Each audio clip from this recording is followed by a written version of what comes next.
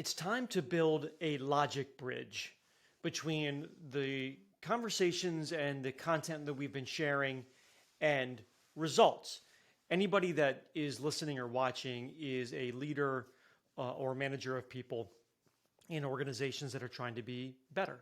And so we need to build a logic bridge between the art and science and philosophy that we talk about and results. Because that's the game that we're playing. That is the real stuff for those two things to be connected. And so we need to build that bridge.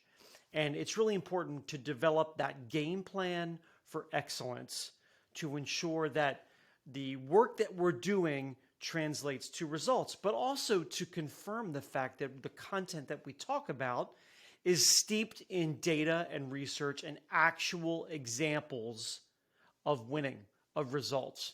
It's a very important point. I don't want to get stuck in the world of theoretical. I want everybody to understand that this is the world of reality. It's the world of real leaders, modern leaders, not the leaders of yesterday, and not leaders that are running organizations that are really wholly irrelevant to what we do. We don't need to have Jeff Bezos on this podcast, right? That's not the game that we're playing. And so when we talk about art, science, philosophy for the modern leader, it's steeped in results. And so, for example, when we talk about the philosophical side, we're talking principally about positive relational energy, permanent beta, and also ancient philosophies and ancient wisdom like Stoic philosophy, which in many respects is an operating manual for the modern leader, still to this day. Those things, those three elements are very much steeped in hard data, right? And real examples of leaders leveraging these philosophies.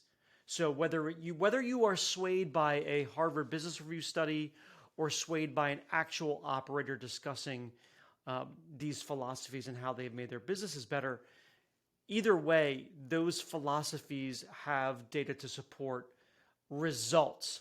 The same thing is true with the science side. And in that, we're talking about emotional quotient. We're talking about mindset. We're talking about social and behavioral sciences. So, for example, Deloitte, LinkedIn, McKinsey, Bain, you pick your well-capitalized research reports or leaders that believe and demonstrate that mindset, emotional quotient, engagement, employee engagement, that these things matter. Well, either way, those also drive results. That's why we talk about both of those things. And then finally, it's the art. And the art is broken down, as we've explained, between people, planning, and process. Now, this is also data-driven and, more importantly, story-driven by actual leaders and operators who use these tools and these processes and methodologies, which you've explained in depth in some, not in depth, but to a fairly deep degree in recent video content around how do we drive people engagement and develop people and rise and level people up, identifying next level leaders, caring for people deeply.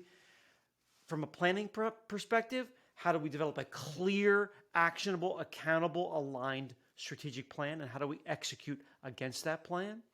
And then with process and systems, what are the systems that are going to make sure that we win repeatedly, whether that's communication or management or recognition? What are those systems that we can have? All of these are steeped in results, not concept, not theory, but results. So today, I just wanted to build a logic bridge between our art and science and philosophy of leadership and build that bridge to results. And I'll continue to try to put out really good content, as will our team, about how we connect the work to the results, because that's how we win.